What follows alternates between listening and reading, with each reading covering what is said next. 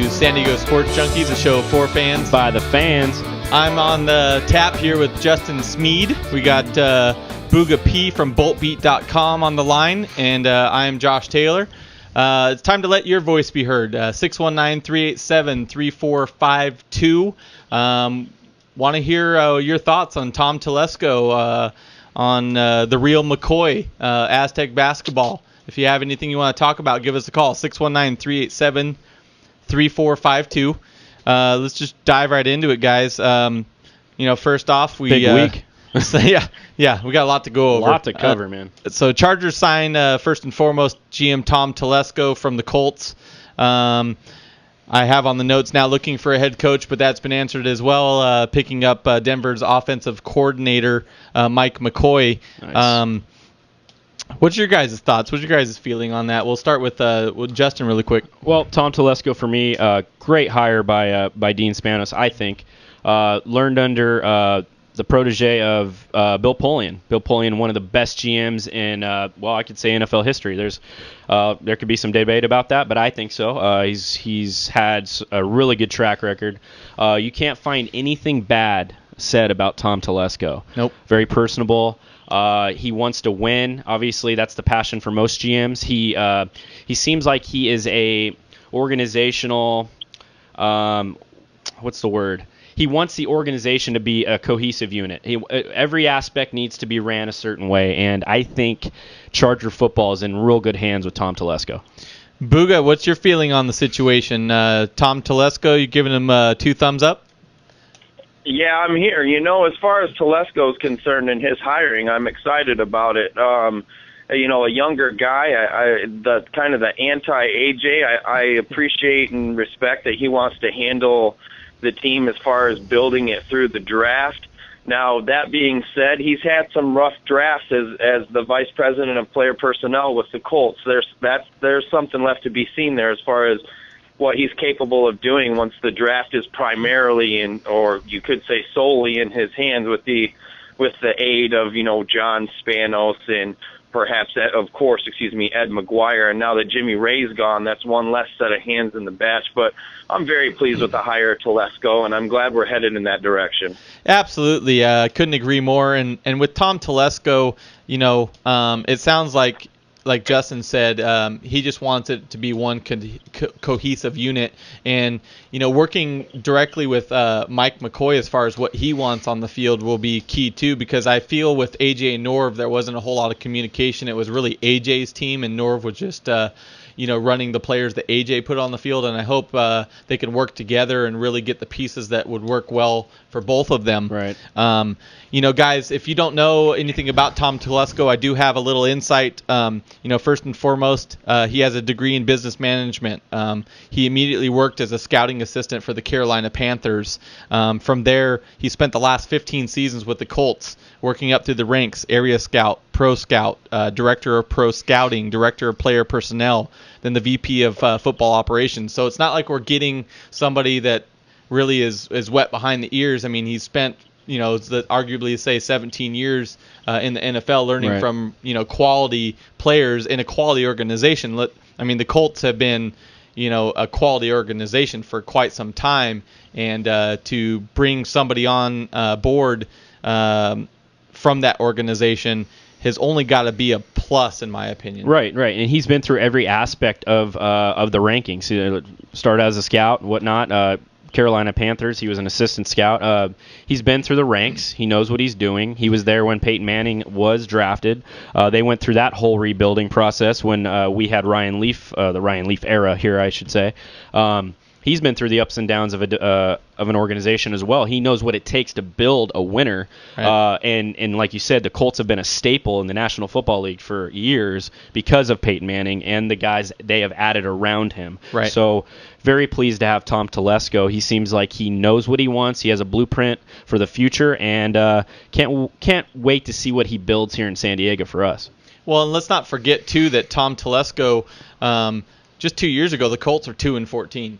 Yeah. And through the draft, mainly, they had a lot of rookies. I'm saying, let's just say in the neighborhood of 37 new players, but a lot of those were rookies. Right. And they took a 2-14 team and turned around to an 11-5 playoff team with a rookie quarterback, with a rookie running back, and a lot of other new pieces. So, I mean, he's taken scraps and turned it into a well-oiled machine, along with help from other people in the Colts organization. Right. But I think if we can work together, I don't see why, he could take a 7-9 team and turn it into a playoff team pretty quickly. Right. Buga. Yeah, fellas, I don't think that we can talk about that enough. Personally, the fact that they had 17 players from the 2011 team that carried over to the 2012 team, and Telesco, and of course, first-time GM Ryan Grigson, they brought in 36 new players. I mean, to take a team from 2-14 to 11-5 with that kind of turnover, of course, Andrew Luck's a special kind of quarterback. You're not going to find a lot of rookies like him, and so forth. But I mean, I think that's a really, really big deal, and it says a lot to what we have to look forward to, because let's face it, there's going to be a lot of turnover player-wise, not just the fact that we have a new GM and a new head coach. There's going to be some guys who are in the last year of their contracts, or that were in the last year of their contracts, that are no longer going to be Chargers, guys that we've seen in lightning bolts for quite some time. So this is a big move, and I think that we really found the right guy to help us transition as smoothly as possible. Right, and not only that, guys, we signed Denver's offensive coordinator Mike McCoy, who is highly sought after, and I've heard nothing but good things about him as well. He took a Delhomme and turned him into a pretty quality quarterback. He took Tim Tebow and took them to the playoffs, and Tebow got a victory there. Kyle Orton turned him into a Pro Bowl quarterback. So, I mean, he's done some work, and Peyton Manning, like Justin said before the show, Peyton Manning was extremely excited with working with him, right out of the gates. Really had high praise for him. And not that, Phillip Rivers needs, any help.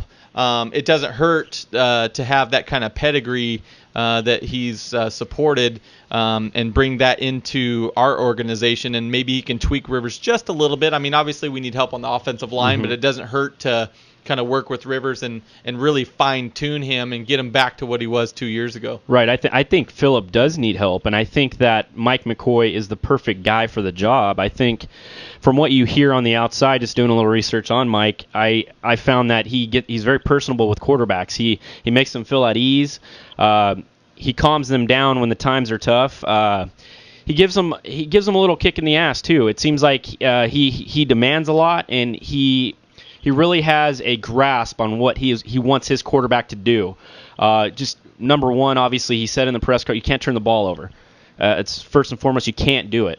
Phillips had some struggles with that. Maybe he comes in and he helps. Right. And like you said, like I was saying earlier, you can't. This is another guy. You cannot find a bad thing said about the guy. A lot of people that are highly ranked in the league have very high praise for Mike McCoy. So. Well, that in Arizona was very upset that they didn't get the opportunity for his second interview, because they were pretty much ready to sign the contract, and the Chargers really just snagged him right from underneath him. Rumblings out of Arizona were pissed off. I mean, they really wanted him, and the San Diego Chargers did not let him get away. Flew out there, flew him back, had a couple they were really persistent, and right when the clock hit zero in that Denver-Baltimore game, they were out there. So kudos to the Charger brass for getting the job done, getting him in here. Right, and it's safe to say that, us three at least are very happy with Telesco and Mike McCoy. You guys, we want to hear your insight. Let your voice be heard, 619-387-3452. Let us know how you feel about the new hirings of Tom Telesco and Mike McCoy. Guys, what can they bring to the table? Buga, if you can give us a little more insight as far as Mike McCoy and what this new regime can bring to the table. As far as Mike McCoy brings, and it's funny because leave it to, and I'm not ripping on our fan base by any means. Everybody's entitled to the frustration and the suffering, so to speak, that we've gone through. But leave it to the Twitter sphere to immediately try to tear down the Mike McCoy hiring, like, well, he's just a quarterbacks coach, and he's never been a head coach before. And these are the same people who are saying, no, I don't want to retread.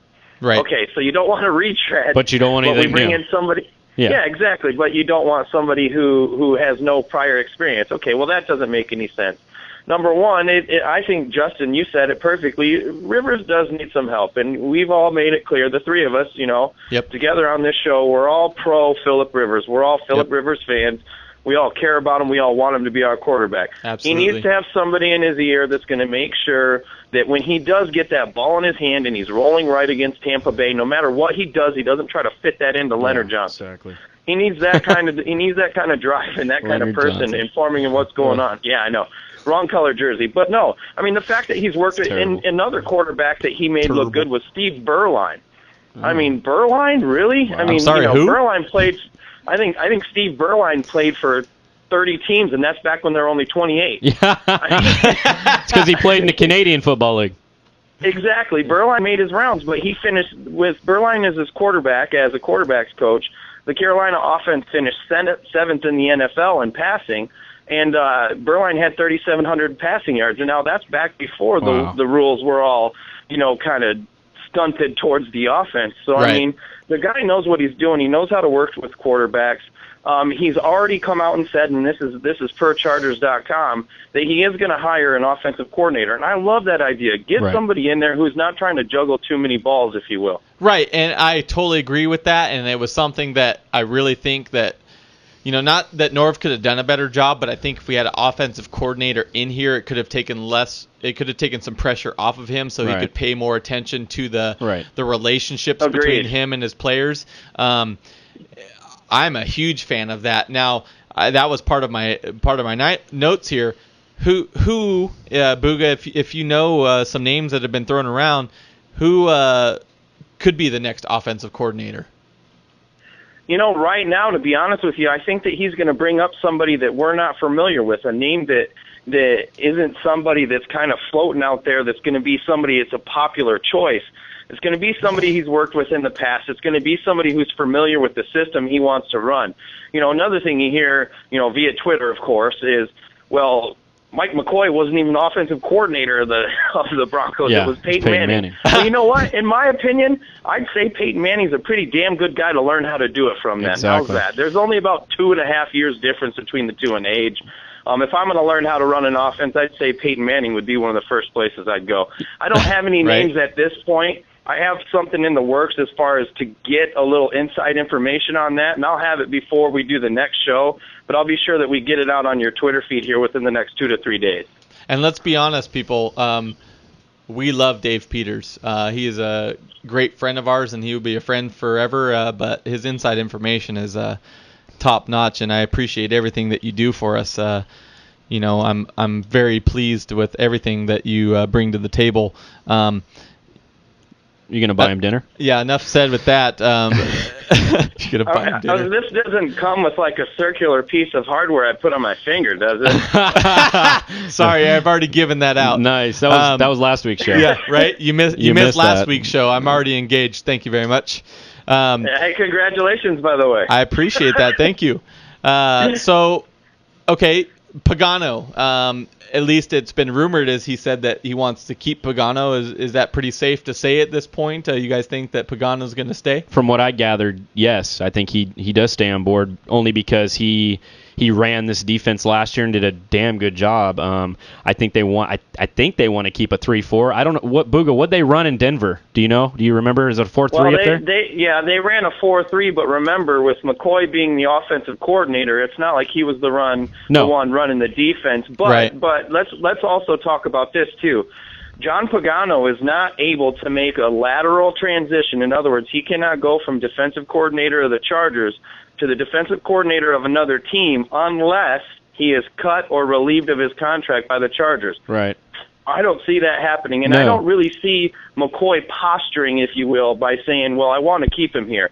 He has no reason to do that. You either want him or you don't. Right. And it seems to me like the McCoy and Telesco together, and of course in accordion with John and Dean and Ed McGuire, they've decided that we have the pieces for a 3-4 defense.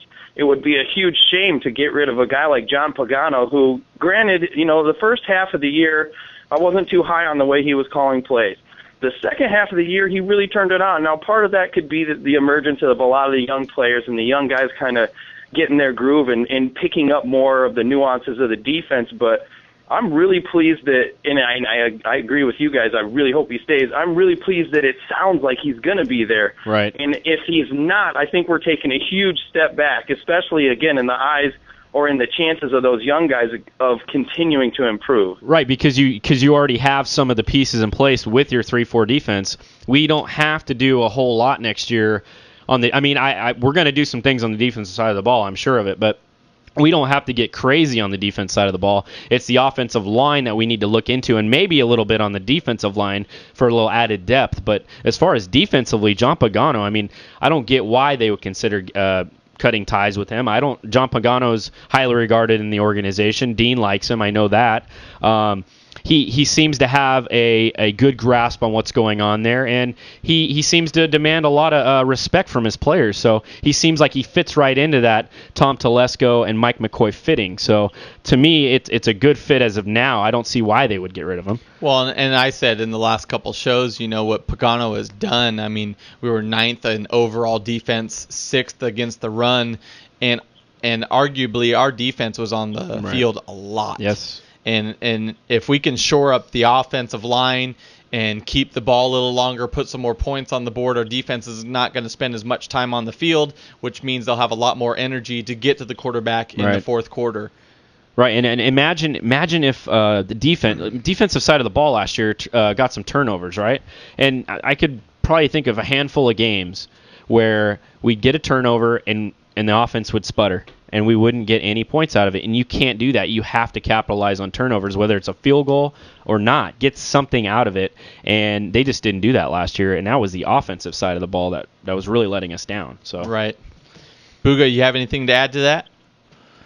Well, for me, there's a lot of good things to build off last year. Defensively, we're not completely set. I like what Justin said.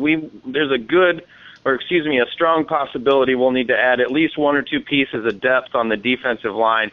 Don't know if the team will bring back a Brady Franklin. I sure as heck hope they do. Right. Yeah, he's a beast. Dude, he was one of those unsung heroes as far as a guy that we brought off the street again, right, that nobody was really talking about trying to claim. We bring him in, and he was one of our best defenders for the majority of the year, especially while he was, in there in the middle. Now, they take him out in nickel, but that's fine. We've got pieces to back him up or to come in and fill those needs. We're going to need to look at an inside linebacker, and we'll talk about this during Position Outlook, that can play next to Donald Butler.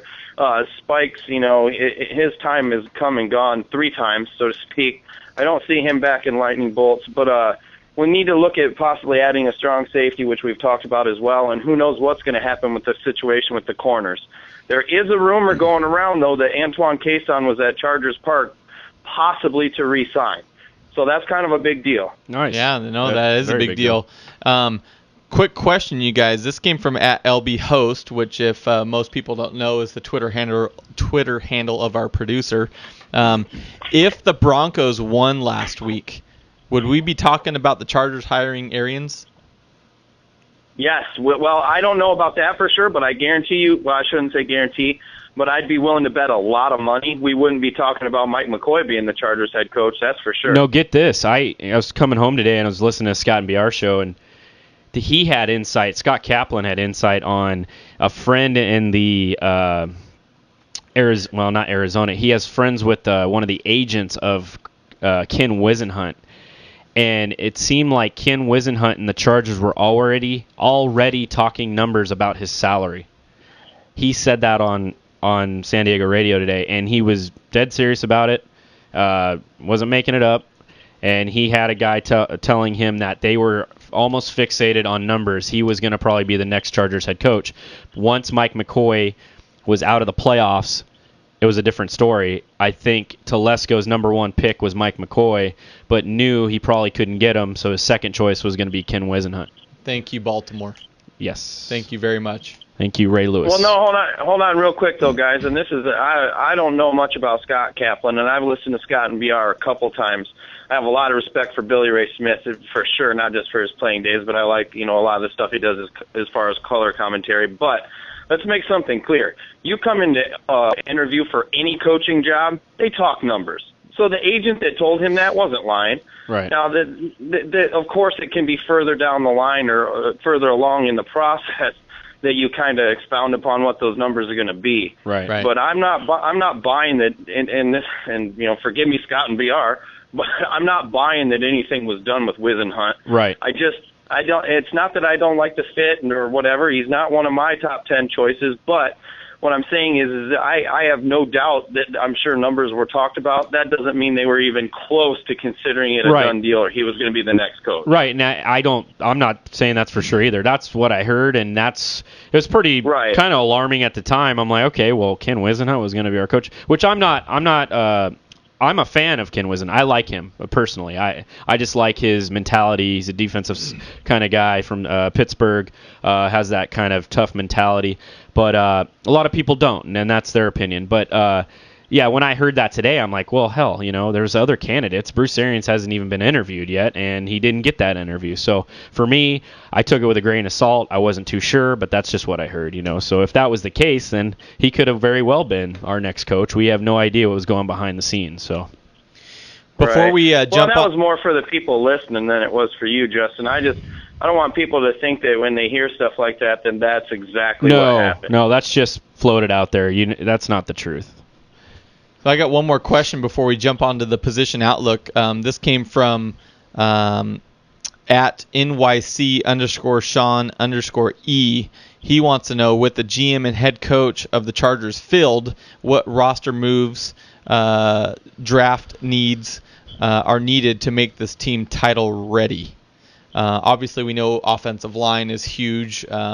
Inside linebackers, which we're about to touch about. Is there anything else that we need to be title ready, in your opinion, Justin? For me, I think Buga, we've all discussed this, a corner. We need a solid corner on the other side of Kason. I think Jammer's time has run out here. That's just me personally. That's my opinion.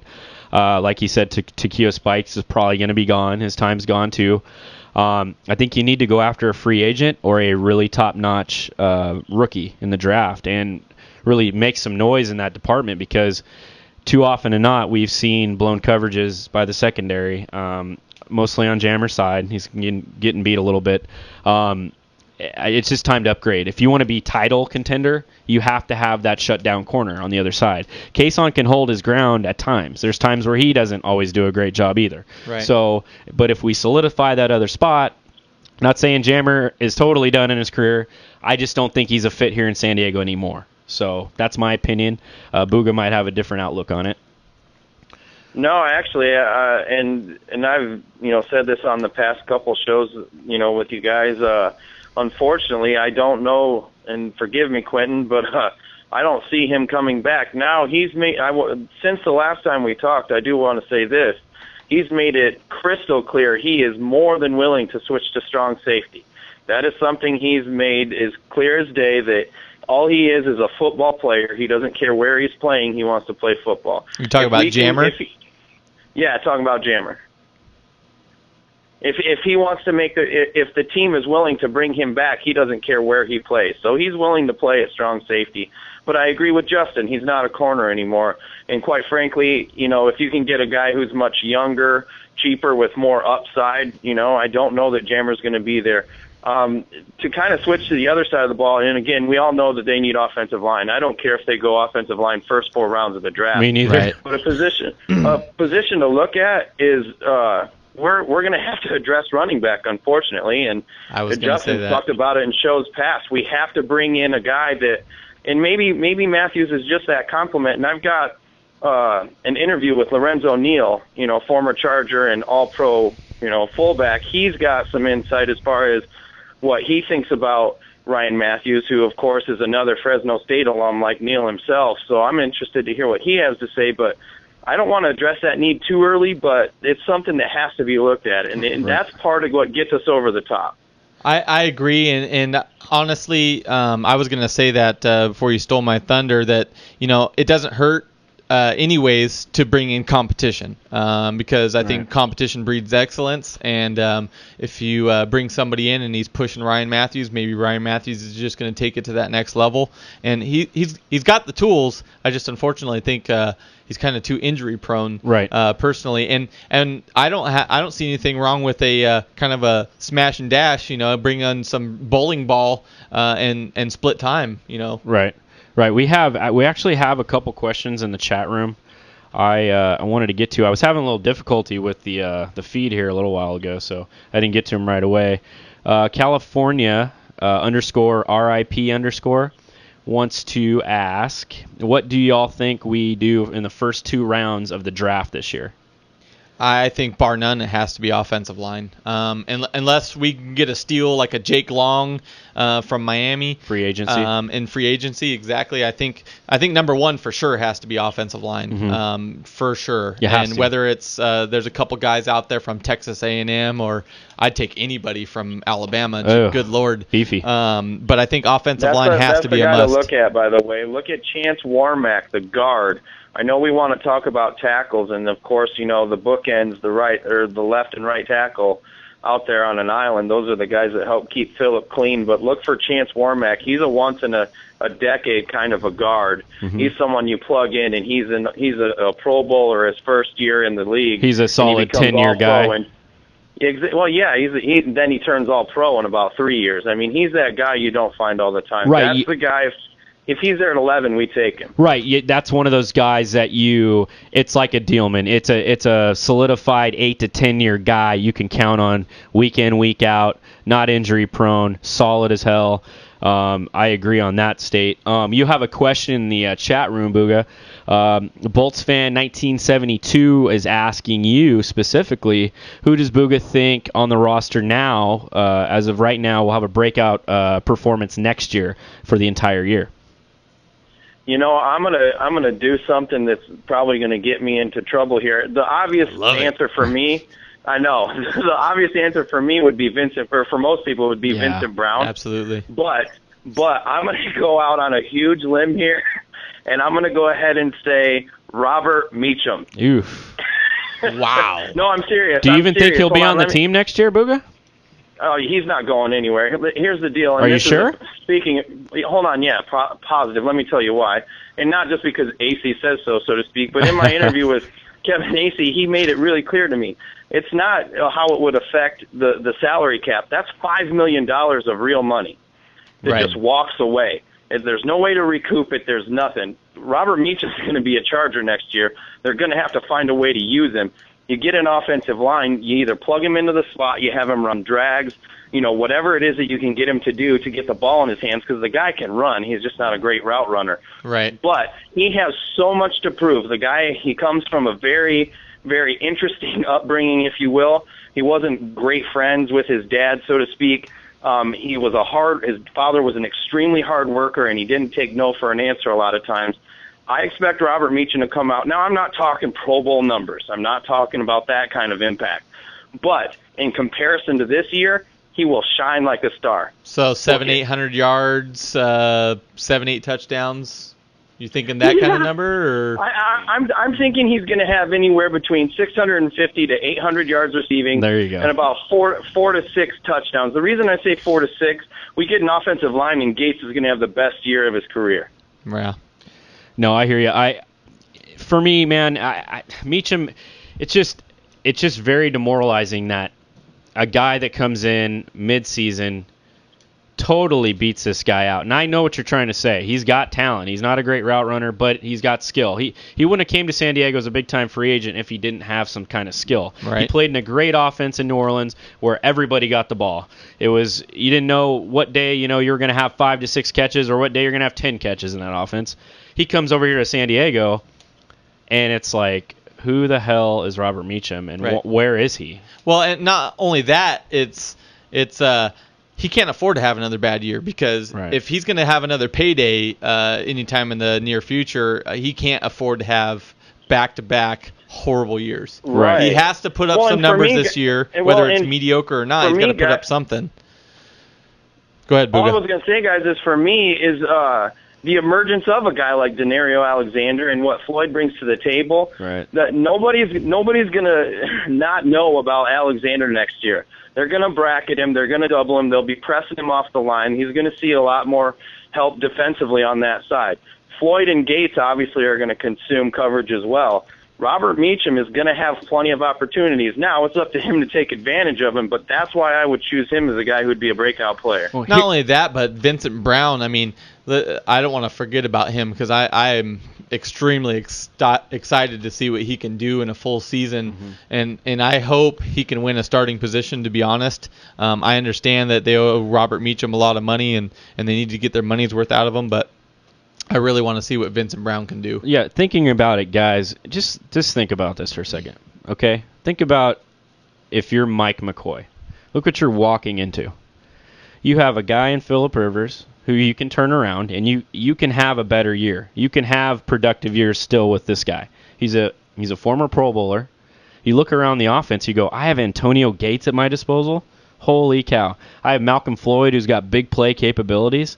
Mike McCoy's going, okay. I got a guy in Vincent Brown who didn't get to play a down all year, but is an electric player, and he's coming off injury. He'll be healthy next year. I have Eddie Royal he knows about Eddie Royal. He knows how to use Eddie Royal. Right. He's used him before. Right. Right. And then Good the point. wild card there is Robert Meacham. I've just named 4 guys that's gonna get the ball. Now you throw Robert Meacham, and if, like Buga says, he has a bounce back year, wow. And you play to Phillips' strengths and the passes that he can make with a sturdy offensive line with some protection and some confidence in that pocket. Man, I'm not going to sit here and go, we're going to the Super Bowl. But if you're Mike McCoy walking into this situation, you're going, wow, I can really build some talent around this team because he can squeeze another 5 years out of Phillip and turn his head around. I don't know about Gates. You got a couple more years left in him. You're looking over at Malcolm Floyd, big time, big play capabilities. Mike McCoy is not in a bad situation, folks. I don't know how many new coaches come into their job and go, wow, I've got this kind of disposal.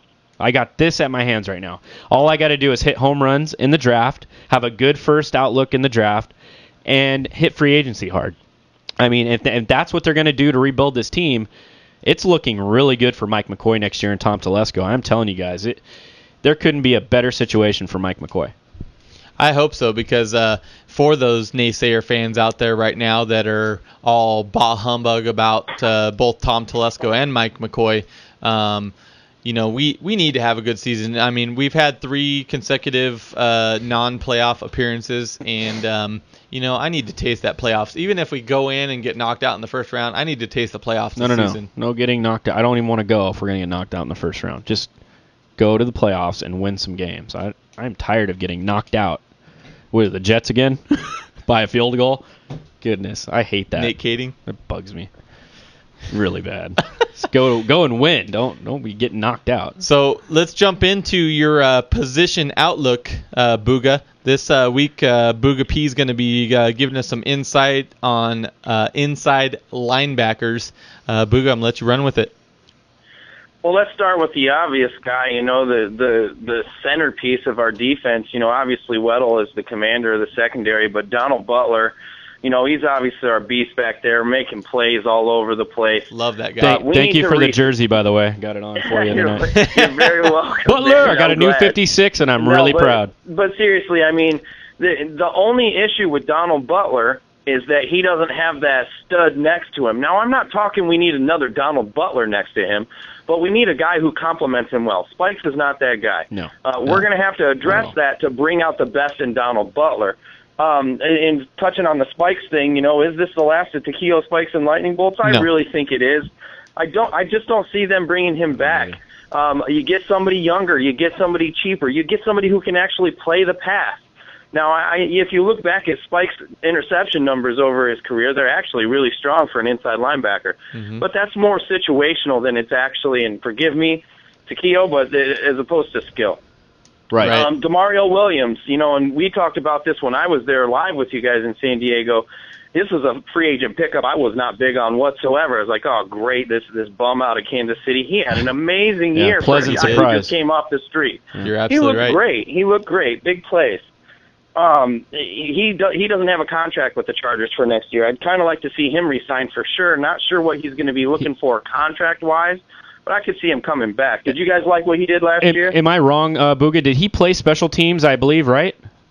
Yeah, he did. He did play some special teams. He's not what they call, a four-quarter special teamer. No. He doesn't play the kick coverage, kick return, punt coverage, punt return, but he did a little bit and also filled in on extra points as well. Okay. I didn't know if he was a full-time special teamer or not, but if he was, I mean, that would be more incentive to keep him. But if he wasn't, then I could see them letting him go too. And I totally agree with you as far as, inside linebacker needing to be not only aggressive, trying to blow up the running game, but somebody athletic that can cover some ground, because that's one thing that we really strived on, 3 years ago. Our linebackers were extremely deep, extremely young and athletic, and we've kind of lost that, and some to injuries, some were just busts, some used steroids, Sean Merriman. I think we need to get back to that, get some young, athletic guys that really need to prove themselves. Yeah, no, I agree. You got to get back to that swagger about our defense we used to have when Sean Phillips and Merriman were on that side of the ball, Steve Foley type of players. Just swagger and attitude. I think they got more closer to that this year. It was good to see a lot of younger players making plays. Reyes, Ingram made some really good plays towards the end of the season. I can't wait to see them utilize Ingram more next year. I think him and Reyes both. Exactly. I think Reyes and him are going to have great sophomore campaigns. So I think it's coming together on the defensive side. Linebackers is going to be a key point of emphasis this offseason for me. I can't wait to see what they do there. Well, yeah, and guys, in as far as back to complimenting Butler, one of AJ's worst draft picks of all time, and it's tough for me to say because I like the kid because he's from Michigan, but Jonas Mouton couldn't even stay active this year. Yeah. He was a healthy scratch for, 14 games. He was that thumper kind of a guy who at the combine puts up 225, 35 pounds, or 35 times. So, everybody's stoked. We're excited about this guy. He's going to come in. He's going to make plays. Busts his Achilles or has the shoulder injury. Right. We don't hear anything from him. And then this year he couldn't even get on the field. It's safe to say he's a bust because if the guys who brought him in aren't even going to let him play or make him active as an emergency-style player on game day, he's fizzled out at that point in his career already. Right. Well, I couldn't agree with you more. With the new regime that we have, there's going to be some people that may have gotten a second chance if AJ and Norv are still around, but now that they are not, and thank God they are not. Thank you. Their numbers are being counted as we speak. Hey, quick question for you guys, or maybe Buga. Is it funny that AJ didn't have any offers after he got ousted here in San Diego? I find it kind of comical. Oh, you mean that? I'm sorry, you were breaking up a little bit. That AJ didn't get any offers for another position. Right. I think it got around to the league finally. I think it opened up a lot of people's eyes what happened down here in San Diego, and I think people are just tired of that kind of act.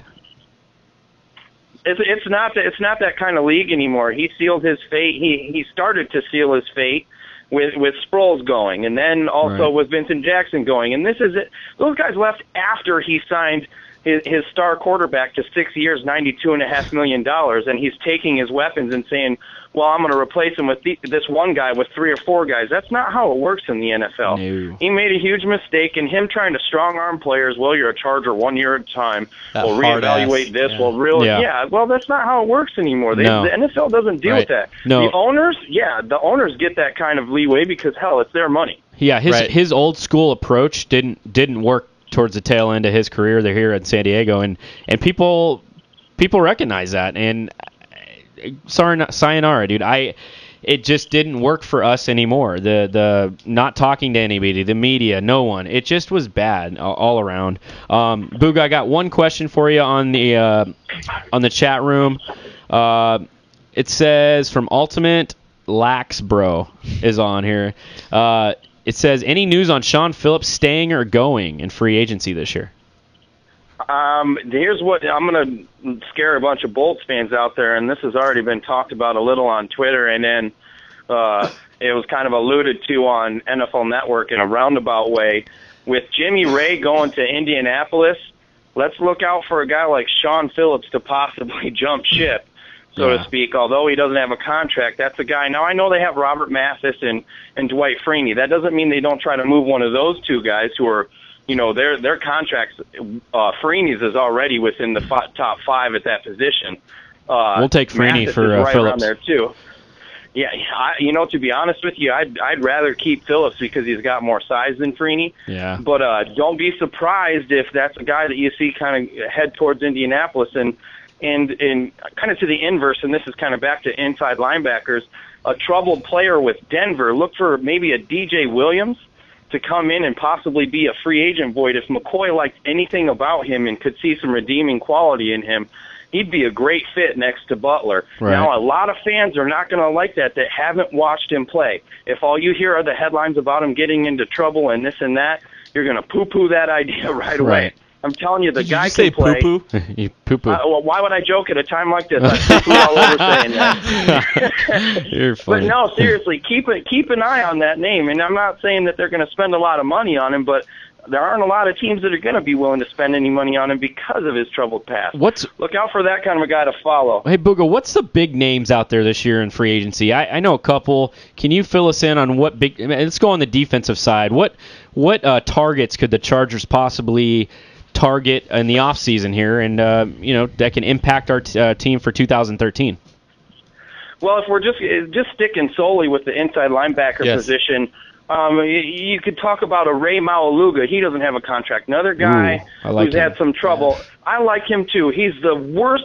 He's literally the worst linebacker in pass coverage in the NFL, statistically per Pro Football Focus. The guy can't cover the pass to save his life, but he's a thumper. He's around the ball. He has a good intangible as far as being able to read pass or run. Now, when it's a pass, he's not great at getting back. In those type of situations, they're going to have to Robert Butler out of his position or move him around if it is that type of a scenario, and we're not going to have him in there on nickel anyway. Right. Another guy that a lot of Madden players would like, but I don't see happening, but he is a free agent. Brian Urlacher does not have a contract with the Bears. Wow. That's a shocker of a name. 255, he can't run. He's not going to come to San Diego, but it's another name that's out there. He brings a leadership role that Takeo Spikes brought, but he brings a little youth other than Spikes does because he's 97 years old. I think Urlacher would be a great fit here in the system. So, well, the reason why I would like Urlacher is just from his leadership role. He's your Ray Lewis on defense. He would be, yeah. And it might be a one and done, but if he can come in and groom our linebackers and give that leadership. Not that Weddle isn't a leader. I don't know if Weddle's a vocal leader so much, and they really need that vocal leader. They need that guy that's standing in the middle of the circle before kickoff, chanting, getting that team fired up. Right. No, you definitely need a guy in the middle there calling signals. I thought Takeo was a great motivator. Passion for the game is you can't speak on it. He has such a love for the game. But, yeah, as time's passed, he's just a little too old. You need to bring in another veteran, though. I think that would be awesome for that other spot opposite of Donnie B. Like Buga said, you got to bring in a guy, I think, with some experience. I don't think you can get him in the draft. I think they need to be focused heavily on the line, offensive and defensive side in the draft. But as far as inside linebacker, let's get that guy with a little experience and a little leadership on that side. Yeah, the only worry, though, and Buga, I'll let it come back your way here in a second. The only worry I have is the fact that, he's not young. No. He's not the guy that we need for pass coverage, and it's not like you can always have Donald Butler be the mic and sitting back, watching the quarterback's eyes. People, the really good offenses would pick up on that and know that Urlacher is a weak point, and they're going to be opening there. Right. Well, the good news is that my only issue, by the way, I would be 110% behind the Chargers bringing in Urlacher. He's one of my favorite players of the last 10 to 15 years. The guy's done a lot of things on the field that a lot of other middle linebackers haven't done. His health would be an issue. That's where I would be concerned. Now, one of the reasons why I like him even at a more slowed down pace is the guy's 6'4", 255. You can't teach that kind of size. So anything across the middle, although he's not as mobile as he used to be, he can still cut. His length covers more ground than a lot of guys, for example, Butler size, just due to the fact that he's a bigger man. Right, and that's the thing. He'd be the upgrade over to Keogh. You know what I mean? He brings another dimension. Go ahead, bud. I'm sorry to interrupt you. No, you're not interrupting, and that's exactly it too. And you know, Urlacher always has been more athletic than Spikes. Spikes is, you know, kind of more that heady kind of player. Now, of course, he could lay the wood and this and that, but remember, Urlacher's a former safety out of New Mexico, so he's got a good flip of the hips. He is. He's a guy who can transition well. Another name that I want to throw out there at inside linebacker that's a possibility as far as a free agent is Chase Blackburn of the Giants. Yes. The guy who makes plays. He's quite a bit younger than a guy like Urlacher. He's huge. He's another big fella, man. This is a guy, and for his size, he moves. Now, he's not sprinting a 4.6 or excuse me, a 4.5. He runs, I think, a 4.69 or a 4.7. Not lighting up the track by any means, but you don't necessarily need that at his position. He needs to cover 20 yards.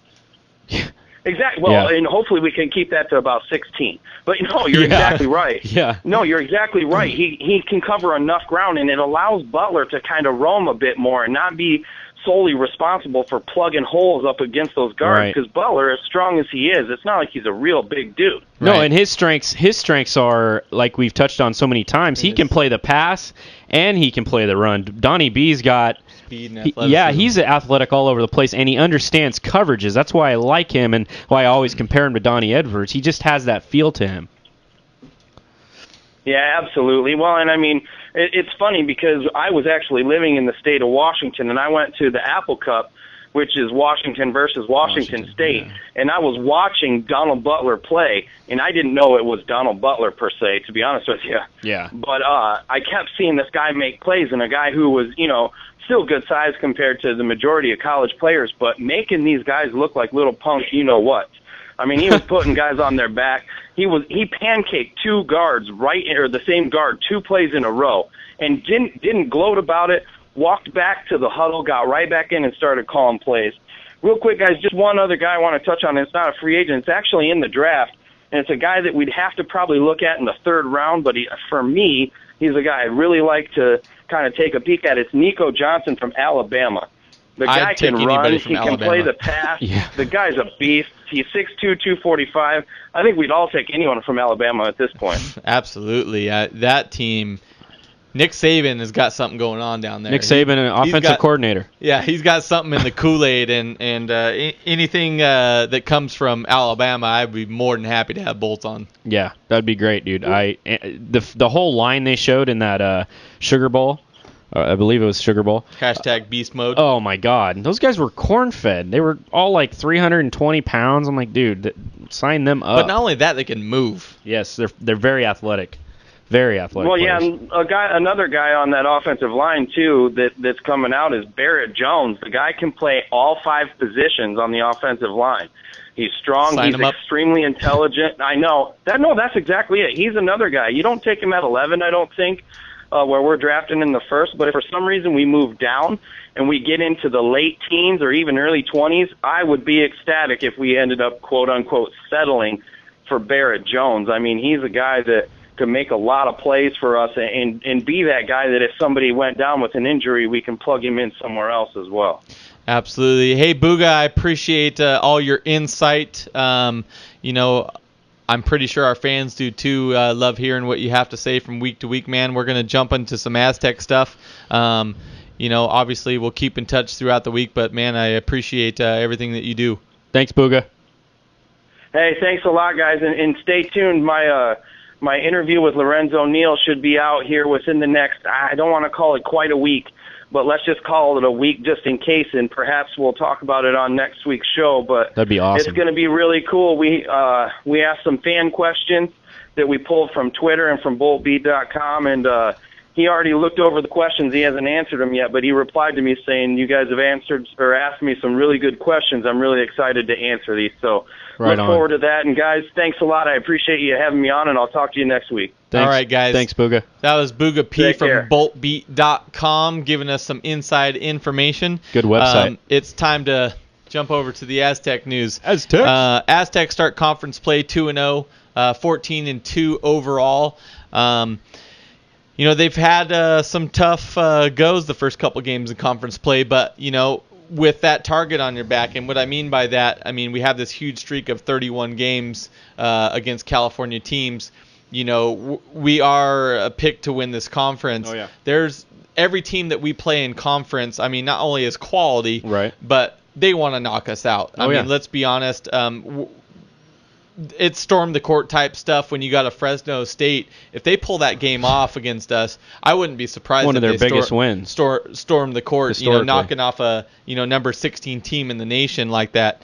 And honestly, I got to say, I was a little concerned about that game. Little, huh? I was very concerned about that game. We knew coming in, dude. What do we always talk about? Conference play is so exuberant. It is the funnest time of the year. You get rid of the cupcakes. It's time to play some basketball now. Like you said, target on your back. Why is there a target? You said it perfectly. 31 in a row. You're ranked nationally. Always in the top 15, top 20. People are after SDSU right now, and we get everybody's best shot every single night on the court. And it's a credit to the players and the coaching staff to get these players up. Yes, they haven't played the best in the first two games. They've let some leads slip away, which is very discouraging and quite frustrating, quite frankly, watching the games as Aztec fans. You get really nervous because you don't want to be that team to get knocked off by an unranked team. But it happens. It's college basketball. A lot of wacky things happen. You can shoot up a ball, and it can answer your prayers. But the Fresno State game concerned me more with how down the stretch we didn't shoot free throws very well. It was capped off by an amazing dunk that was on SportsCenter. There were some highlights, there were some lowlights, but in the end, a win is a win. When you win by 3 points, that we'll take it all day long in a beastly Mountain West Conference. Well, we're ranked number 3 as far as conferences go in the nation. The Mountain West Conference is ranked number 3 right now, ahead of the ACC RPI-wise. and the Pac-12. That's a lot to be said because the ACC has been very dominant as far as basketball goes, and to put us ahead of them just shows you from top to bottom how talented the Mountain West Conference is. As far as that game, before we move on to Colorado State, Jamal Franklin was a beast. 20 points, 18 rebounds, and like you said, that ESPN top 10 dunk. Number 1 guy gets the ball off the rebound.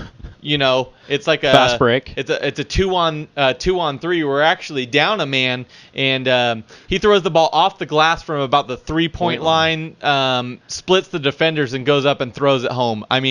I have goosebumps just talking about it. Watching it was phenomenal. And like Justin kind of pointed out when him and I were talking about the game, the announcers gave it no justification because they didn't know what happened. They were dumbfounded like everybody else. Did that just happen? Exactly. That's not real. And not only is it a top 10 play and the top 10 play on ESPN, but people are still buzzing about it. The highlights on YouTube are just racking up the views.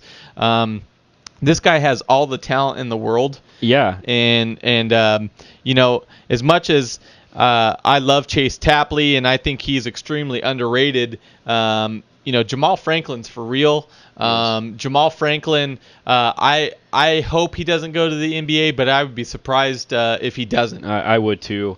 And the crazy thing about that dunk, Josh, was this isn't a game where they were only up 2 points. It's not like they were blowing Fresno State out by 35. I know. He did it in a crucial, big-time conference game, and he's doing stuff like that. You know what? It's like Coach Fisher said. They asked him if he approves of it. He goes, I only approve of it if it goes in. Right. And it did, and it doesn't matter. The bucket counted.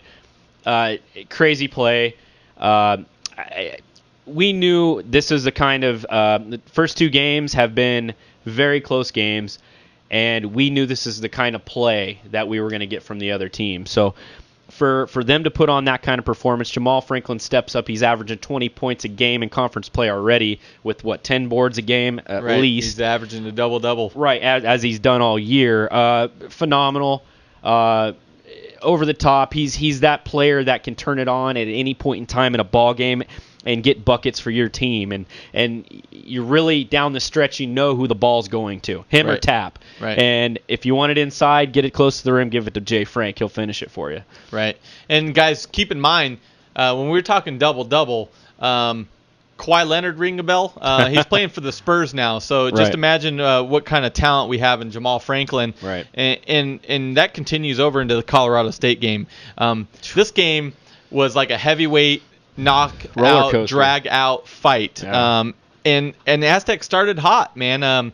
They shot their first 9 shots were from three-point land, and a majority of those were from said Jamal Franklin.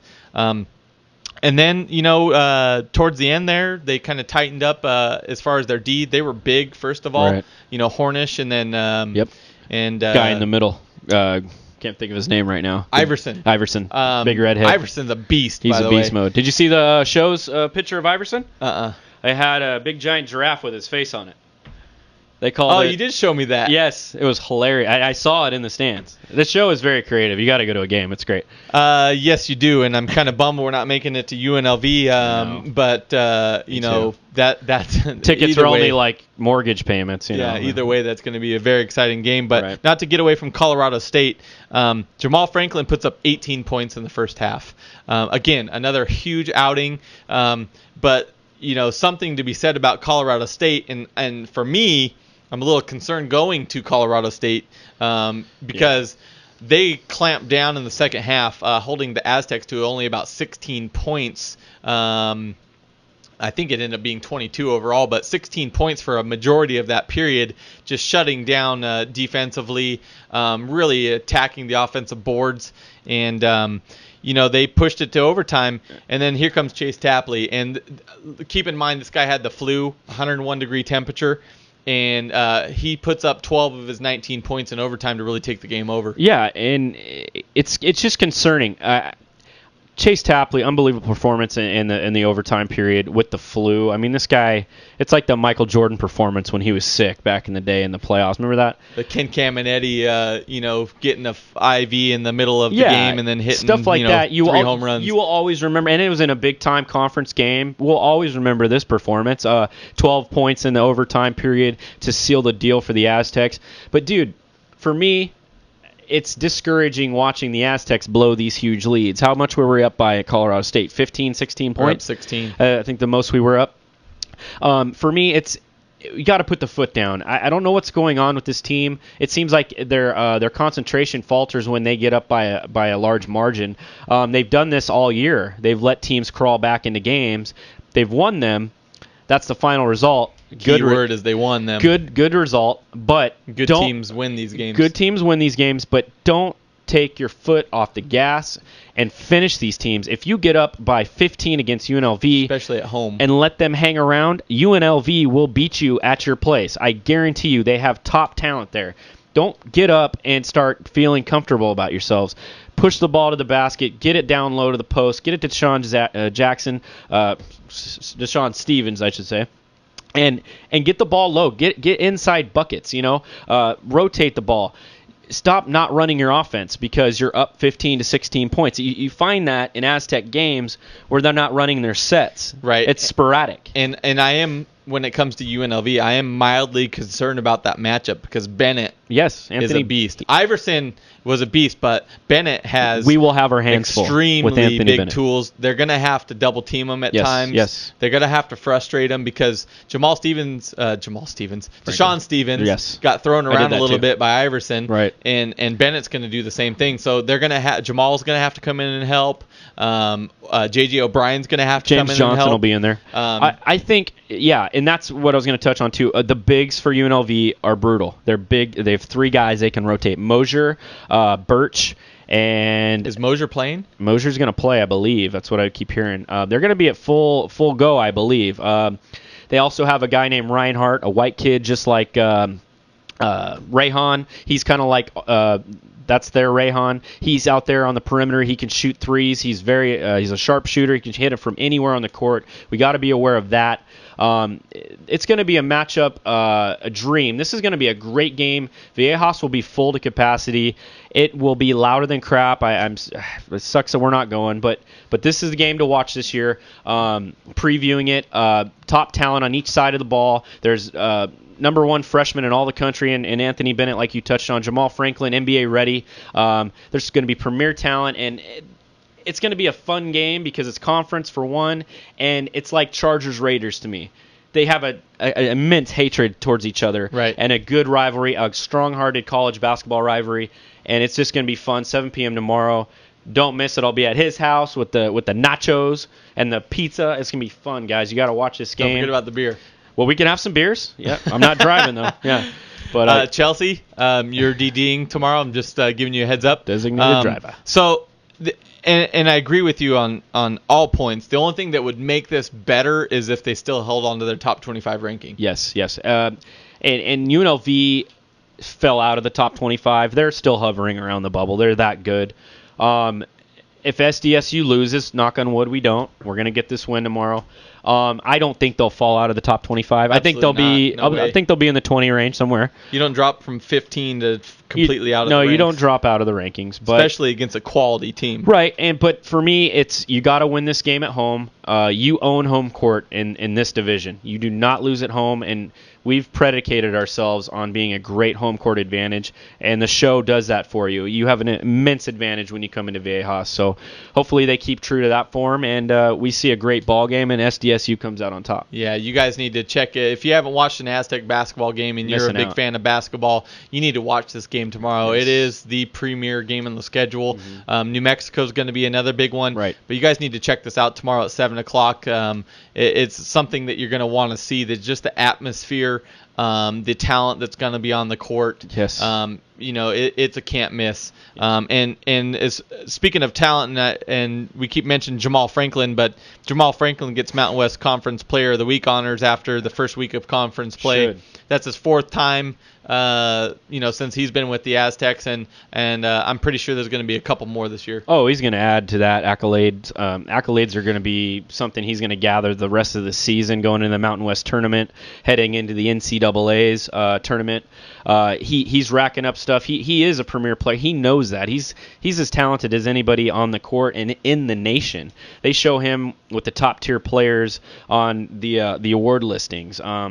He knows these things. It's just good to have a complement like a Chase Tapley on your team, a guy like Rayhan that can hit the outside perimeter shots. He doesn't have to be the focal point of the offense, and that's what I love about this Aztec team. He has a lot of help around him. Yes, he does. Thames, Chase Tapley, Rayhan. Chase Tapley is very underrated, yes, and he's underrated because of Jamal Franklin, right. and arguably, I think he could easily be Mountain West Conference Player of the Year if Franklin wasn't on the team, and because of his clutch play. Right.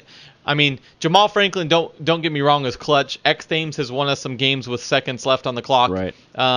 But Chase Tapley, it's just like every time he has the ball, I feel it's going in. Yeah. And you know what the best thing about Chase is, and you see it all the time. He creates his own shot. Like we've talked about this. His shot, he is tremendously underrated. He could shoot with a guy right in his face, and his release will be above his hand, and it's always pinpoint, and he always hits a big shot in big clutch situations. Right. He comes up huge for the Aztecs, and he shouldn't be discounted from this team. Franklin's the star, but Chase Tapley is like the Scottie Pippen to the Michael Jordan. You know what I mean? He's that important to this team, and he holds this whole team together. Right. And on top of that, you got Thames, who is a great ball handler. Right. He can really get into the paint, throw it out there to Jamal Franklin, to Chase Tapley, to Rayhan, and get him some wide open buckets. Guys, we got one question before we close this down, and this came from @NYC_Sean_E. Is Aztecs Hoops a legitimate contender for NCAA championship this year? And if not, what is missing? For me, yes, they are, because if you can get to the Sweet 16, then it's all about matchups. If you work your way to the Sweet 16 round, that is an elite category to get yourself into, and then you start looking at matchups. The one downfall I could see hurting the Aztecs is the size in the middle. Yes, Deshaun Stevens isn't the biggest guy in the world. He's a great defender, great rebounder, but he does have trouble with bigger guys. You saw it against Colorado State. We have a James Johnson. I think he'll be more formidable down the stretch as he gets more playing time and acclimated to this basketball team as Steve Fisher goes. But I think that's our one setback. Our guards are by far, I think, one of the top 5 in the country. Right. But yes, down low will hurt us in the NCAAs. But like I said, in matchups, the size, it's the matchup. If the team you're playing doesn't have bigger guys, you're set. You're set on that. Maybe they're a guard-oriented team. Then you match up great. So we'll see what the matchups are like when we get there. But it's anybody's game after the Sweet 16. Yeah, and when you're in the NCAA, it's really all about matchups. I mean, we got a tough matchup to start last year with NC State. Lots of size.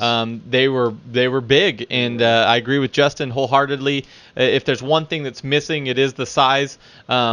If I could put 25 pounds on Deshaun Stevens, I would do it right now, and that would make him an Anthony Bennett, keep his athleticism. it would be a top tier guy in the paint. Right. And James Johnson, don't forget about this name because he's going to be somebody that we're going to have to lean on later on in conference play, conference tournament going into the NCAA because we're going to play these bigger teams, especially when we get the NCAA, and we're going to need him to bang along down with low. Deshaun to really cover the hoop. Yeah, James Johnson is a huge man, but like we said, he hasn't had the playing time yet. I think he gets used more down the stretch in certain situations and against certain teams. So for me, it's just the lack of size. But guard-oriented team we are, and we do a hell of a job doing that. We hit our perimeter shots. We're on. I don't think anybody can beat us, and we don't have to go down low. So that's a factor. Matchups. So guys, I want to thank you for tuning in. Thank you guys all for your questions in the chat room via Twitter. Yes. Thank you, Buga, for your insight as always. Guys, this is San Diego Sports Junkies, a show for fans. By the fans. I'm with Justin Smead. I'm Josh Taylor.